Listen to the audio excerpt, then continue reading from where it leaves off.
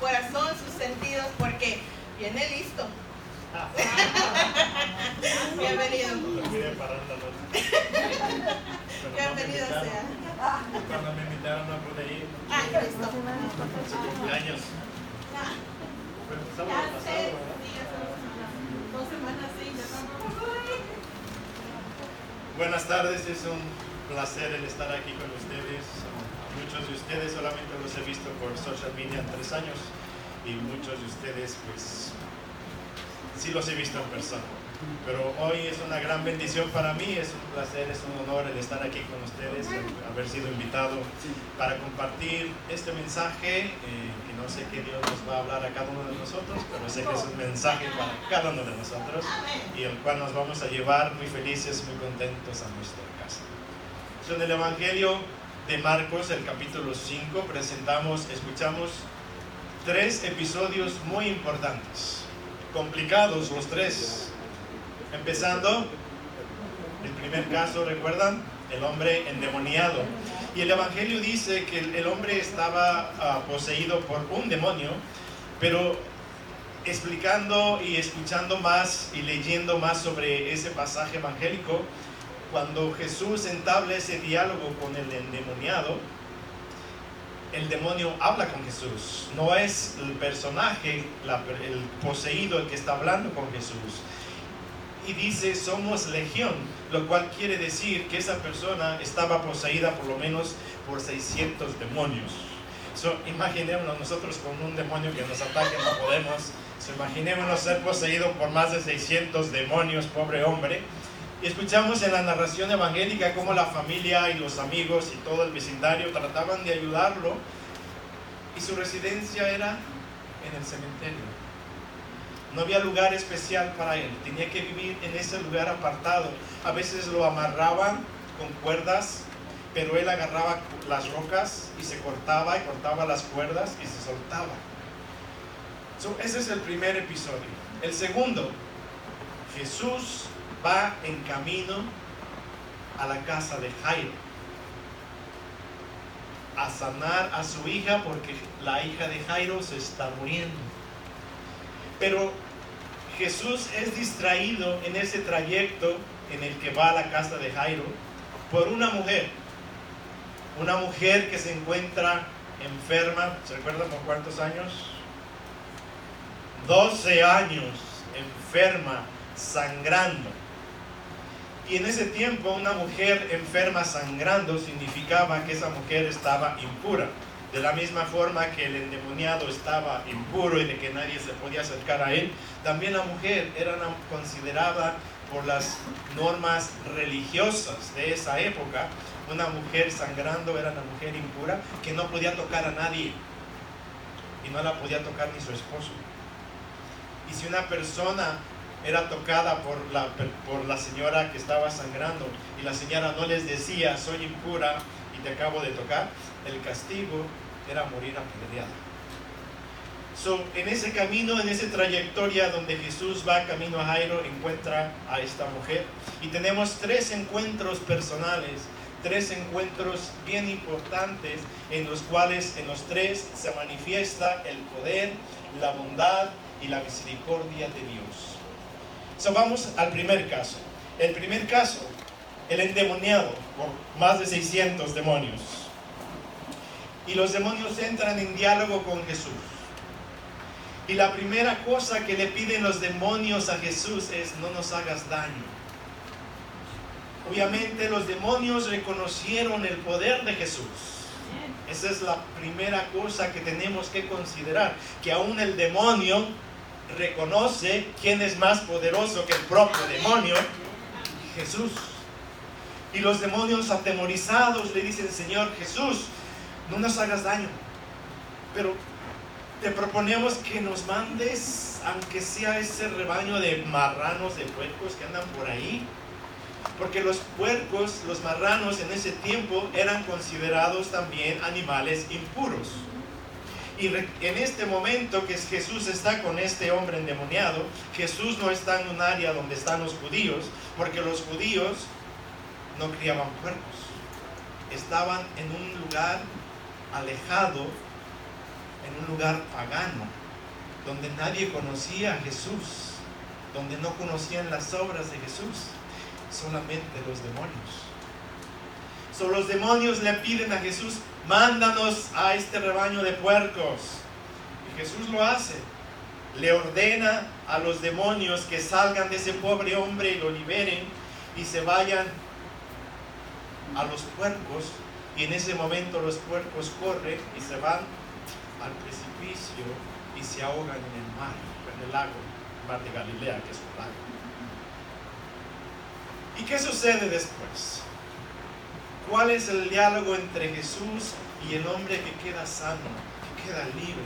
Imagínense después de estar poseído por más de 600 demonios y de repente sentir tu cuerpo libre, sentir que eres tú. Es como si una depresión intensa, muy fuerte, te llegara a tu cuerpo y a tu mente y te diera esas ideas erróneas de salir fácil de tus problemas. No te sientes tú mismo, te sientes poseído por alguien más. Este hombre estar poseído por esas fuerzas malignas, que muchas veces nosotros hemos visto personas, sobre todo en la política, poseídos por fuerzas malignas que hacen cosas no muy buenas para el pueblo. Imagínense ese agradecimiento del Señor poseído con Jesús por haberlo librado, por haberlo hecho libre y darle la paz. ¿Cuál es el diálogo después entre el hombre poseído que ha quedado libre y que ha recobrado la paz con Jesús? Le dice: vete a tu casa. Imaginémonos cuando el hombre llega a su casa y la familia lo recibe, porque no podía ir a su familia. Él estaba aparte, viviendo solo.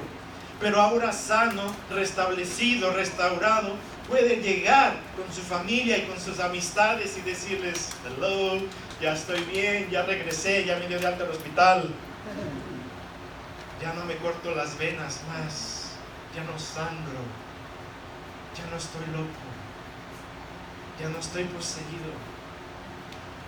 Un hombre me dio la paz, me restauró el espíritu.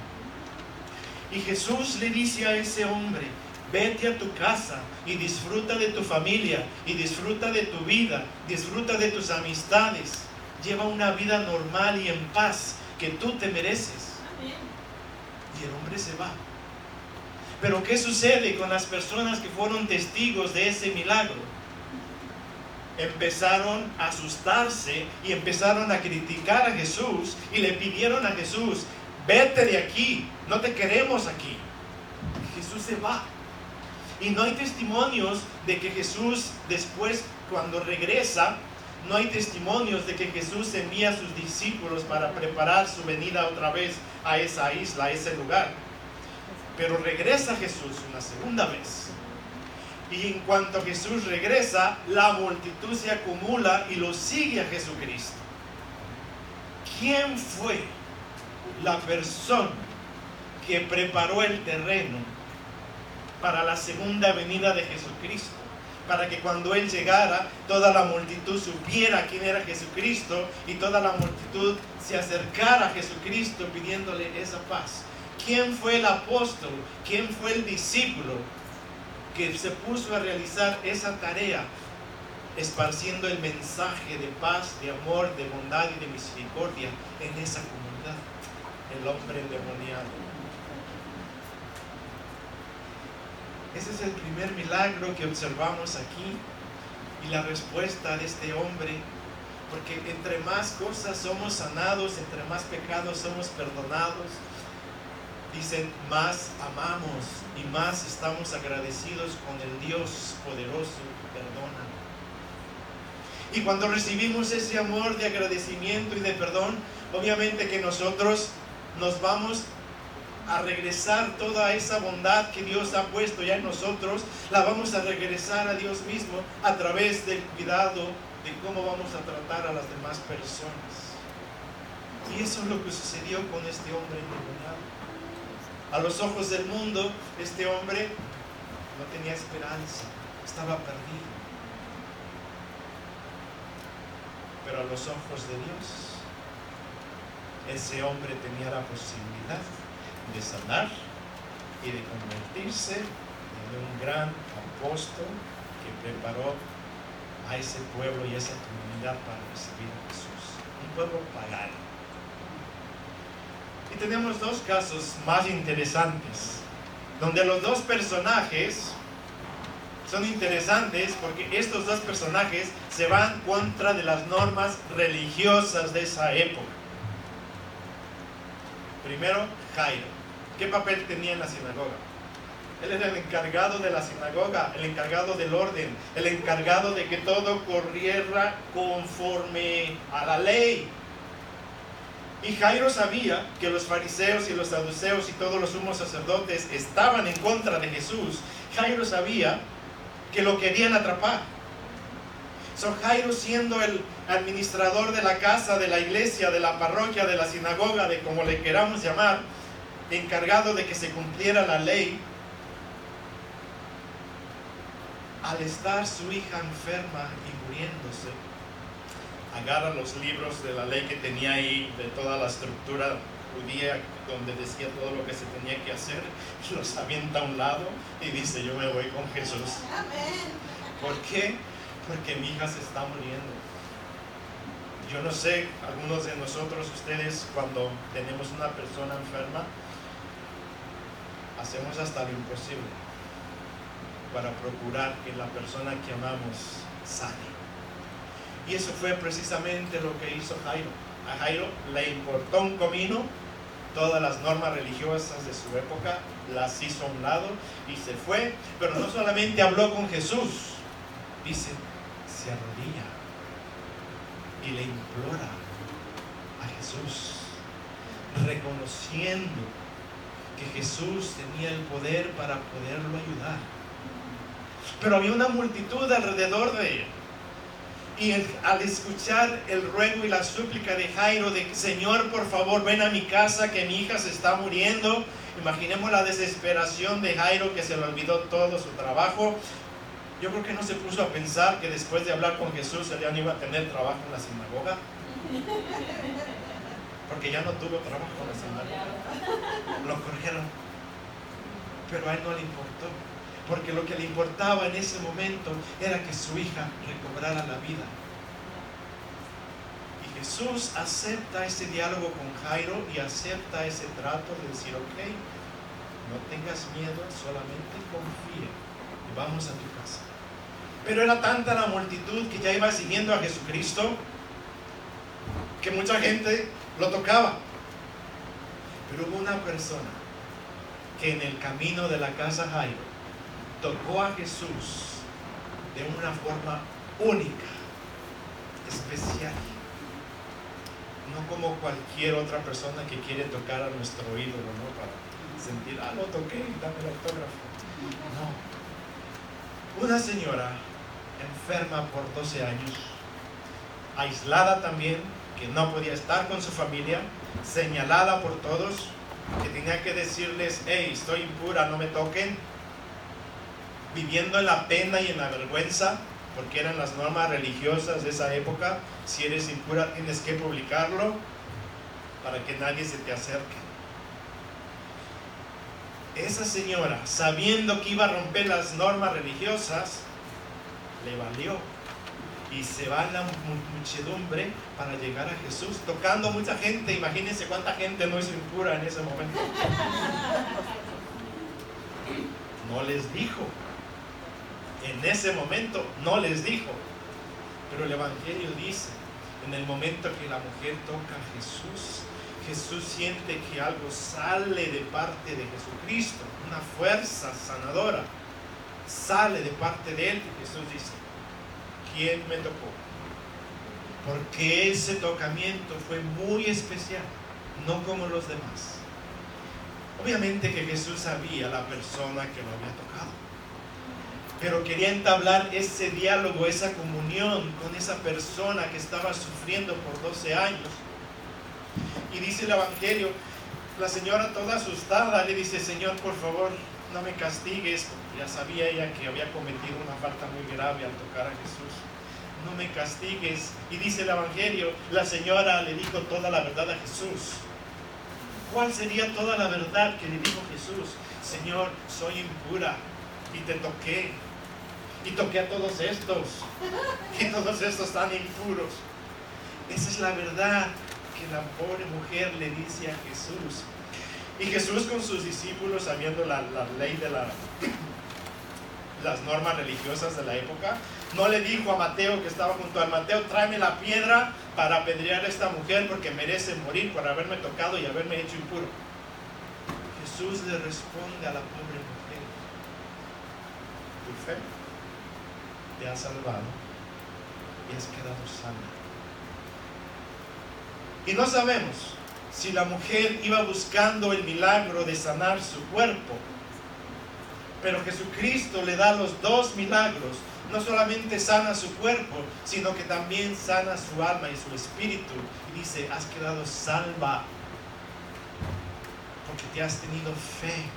Y no solamente la hemorragia paró en ese momento, sino que también ella quedó salva en el espíritu, restablecida, fortalecida, perdonada, reconciliada de nuevo a la sociedad. ¿Y qué le dice después a esa señora? Esa señora que quería hacer con Jesús. Señor, llévame contigo. Yo también te quiero ir a ayudar y ser mensajera de este evangelio, de esta palabra. Pero Jesús no se la lleva. Jesús también la regresa a esta mujer para que se vaya con su familia. Les regresa esa oportunidad de disfrutar la vida a la cual han sido privadas. Imagínense 12 años viviendo en la soledad, viviendo en la amargura, viviendo en la tristeza, sintiéndose pecadora e impura, y de repente ser restablecida y ser una persona como los demás, de que ya no se tiene que esconder ni tiene que decirles a los demás, mírenme, soy impura, soy pecadora, no me toquen. Qué regalo tan hermoso le dio Jesucristo al restaurarla. Y de ahí Jesús llega a Jairo, pero por estar en el chisme con la mujer que estaba sangrando, la hija de Jairo se muere. Y al llegar está toda la gente ya ahí acumulada y dice, Jairo, llegaste muy tarde, ya se murió. Y ahí es donde Jesús le dice, no estaba muerta, andaba de parranda. Jesús saca a todas esas personas incrédulas, las saca de ahí, porque no creyeron en el poder de Jesús, las saca. Dice, malas energías fuera, no las quiero aquí. Solamente se queda el papá, la mamá y los 3 discípulos que estaban con Jesús en la habitación de la muchacha donde ya estaba muerta, y realiza el milagro.